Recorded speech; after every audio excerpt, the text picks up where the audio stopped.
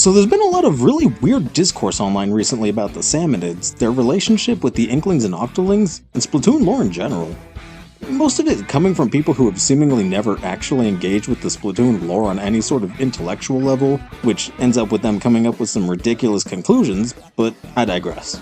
This got me thinking about the actual Salmonid lore we've gotten, and how that can be applied to Splatoon Raiders, which at the time of writing this script is only 6 days away. I know, gonna get close. However, I think that I found a link that nobody has talked about, and I think that link may have just led to me solving the story of Splatoon Raiders before it's been released. Let's get into it. First, a recap of Salmonid lore as of Splatoon 3. Around 70 years before the events of Splatoon 2, the last Salmonid migration happened, bringing them closer to the greater Inkopolis area and the Splatlands. Sometime before the start of Splatoon 2, around 9 years ago, Mr. Grizz establishes Grizzco Industries and sets up shop in Inkopolis Square, and salmon run shifts begin, with the shifts becoming available 24/7 as of Splatoon 3. What we know of the Salmonids themselves is that they are a warrior species of evolved salmon with their own culture heavily built on migration, combat, and food. They also have some degree of intelligence, as they have their own language, they can create complex music as seen with the band Omega 3, have their own holidays, make trade deals with the Octarian army and utilize their machinery, and form a hierarchical society, likely a monarchy due to the existence of king salmonids. They love fighting, as indicated by them converting Bone Rattle Prison into an arena specifically so they can fight each other. The Salmonids, as previously stated, are warriors, but their fighting could be seen as a means to an end, as being eaten is seen as their ultimate purpose in this cycle of life, with the various utensils they carry around in combat being meant to have them appear more delicious. The Inklings and Octolings can even buy salmon, likely salmonid meat, from Mako Mart, which isn't surprising considering their seemingly cannibalistic tendencies, such as nature. So, that's all well and good, a warrior society who wants to be defeated and eaten, but how does that tie into Splatoon Raiders? Well, let's briefly take a look at what's going on with the Salmonids in Raiders, as far as we know before release. In Splatoon Raiders, the Salmonids of the Spiralite Islands seem to be more aggressive, and some have developed a thick salt coating, turning them into seasoned Salmonids. Now, personally, I think seasoned Salmonids are both obviously a play on the word seasoned, but also a way for the Salmonids to appear more delicious since they're pre-salted now, but that's not important here. The Mechanic and Deep Cut go on raids defeating these Salmonids and raiding their treasures in order to pay off Splatsville's insane debt, but they seemingly uncover something much deeper. Before I get into what that might be and actually solving what I think the story of Splatoon Raiders will be, I need to explain to you all a concept from the Ainu people, the indigenous people of Japan. I'm referring to their divine spirits, the Kamui, 3 in particular. Let's start with the Repun Kamui, the god of the sea. In one story from mythology, the god of the sea harpoons a whale and her young and gives them to a village. The villagers cut up the whale using axes and sickles, which is seen as disrespectful to both the animals and to the Kamui. Upon hearing this, the Kamui laughs it off since the meat belongs to the village now, and moves on. Later, he revisits the village to see that, in fact, the humans had been dressed in ritual robes and were using sacred swords to cut away at the whales, which was the proper way to do things. Moved by this, the Kamui make sure that from then on, the bounties of the sea would keep the humans from experiencing famine. Next is Wakaushi Kamui, the goddess of freshwater, who notably is portrayed as a long-haired woman who is a skilled singer and dancer.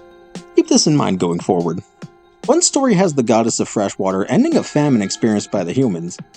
While entertaining a group of other Kamui, she inquires about the famine going on. The fish Kamui explains that humans were not killing the fish in the proper ritualistic manner, and as such he locked the salmon away in his storehouse, away from the humans. Later, the Wakaushi Kamui and Hashinaoku Kamui, the goddess of the hunt, depicted as a long-haired woman wielding a bow and arrow, dance while their souls let free the animals locked in the storehouses, which include the deer and the salmon. The story ends with our Kamui telling Aoi no Kamui, the culture hero responsible for teaching humans domestic skills, in a dream to ensure that the rituals are carried out properly in the future. So, okay, those stories are great and all, but how do I think they connect to Splatoon Raiders? Well, if you watch the direct, you might know where this is going. In Splatoon Raiders, you play as the Mechanic, someone who is skilled in their craft, able to make tools, weapons, a hideout ship, etc.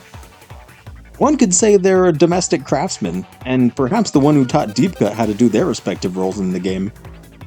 You go around killing the Salmonids with your improvised ink weapons and gadgets as you traverse through the Spiralite Islands, which you notably end up in after a mysterious helicopter crash. Then, in the direct, we see and hear Deep Cut performing a song which seems to be really important and intriguing to them. A song which sounds very traditionally Japanese in its instrumentation, and very melancholic in tone. We also see Shiver specifically performing a dance at night, and I think this is a key detail, but I need to talk about Shiver specifically first. As you know, Shiver is 1/3 of Deep Cut, the idol group from Splatoon 3. This obviously means that she's a performer, someone who knows her way around song and dance. Where it gets more interesting, however, is her preferred weapon. Every idol in Splatoon seems to have a preferred weapon when it comes to the main gameplay loop of Splatoon, the ink battles, and Shiver is no exception. Shiver's preferred weapon is the Stringer class, Splatoon's equivalent to the bow and arrow.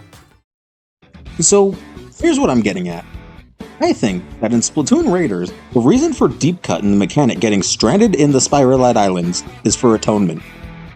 I believe that, similar to the stories of the Kamui that I mentioned earlier, Grizzco and Salmon Run shifts done by the Inklings and Octolings are considered to be the improper way to send off the Salmonids who wish to be eaten as their ultimate fate. Thus, it is up to Deep Cut, with Shiver and Fry acting as our stand-ins for the goddesses of the hunt and freshwater respectively, to discover the proper way in which to partake in these Salmonid rituals, and through the mechanic, the culture hero, make things right and atone for the crimes of Grizzco, with Deep Cut performing a traditional song and dance as the ultimate send-off to all the fallen Salmonids who fell in our Salmon Run shifts. Ultimately, I think that the story will end with Deep Cut and the mechanic getting to return with their treasure, now not stolen from the Salmonids, but given to them in exchange for their sending off ceremony. Maybe in future Splatfests to repay the Salmonids and to bridge the cultural gap between our society and theirs, the idols will do a big send-off ceremony at the end. Or, perhaps in Splatoon 4, Salmon Run will be changed to utilize sacred weapons or gadgets so that the Salmonids can be properly killed in a more ritualistic manner. And I don't think it's a stretch for Nintendo to go with a story like this either, because they've technically already done it. Let's take a quick look at Sinnoh Folk Story 1 from Pokemon Diamond, Pearl, and Platinum. Yes, I know Game Freak makes the games and Nintendo just publishes them, just bear with me here. Pick clean the bones the Pokemon caught in the sea or stream. Thank them for the meals they provide and pick their bones clean. When the bones are as clean as can be, set them free in the water from which they came. A Pokemon will return, fully fleshed, and it begins anew. This folk story is very similar to the Ainu beliefs of the Kamui, and I think it's the direction that Nintendo might go with the Salmonids in Splatoon. They want to be eaten, we eat them, throw their bones back into the water, and they become whole again, ready to repeat the cycle. Instead of almost mindlessly killing them in Salmon Run for a big company, we instead do it to uphold the sacred circle of life and nature.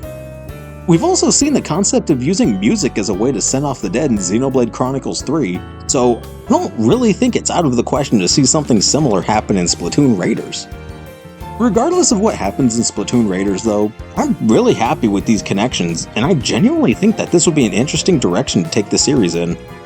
Some people might look at the gameplay of Raiders on the surface and think it's something more malicious, but I think if you look at it deeper like I have, you'll see something that's instead beautiful and deeply cultural relating to the cycle of life.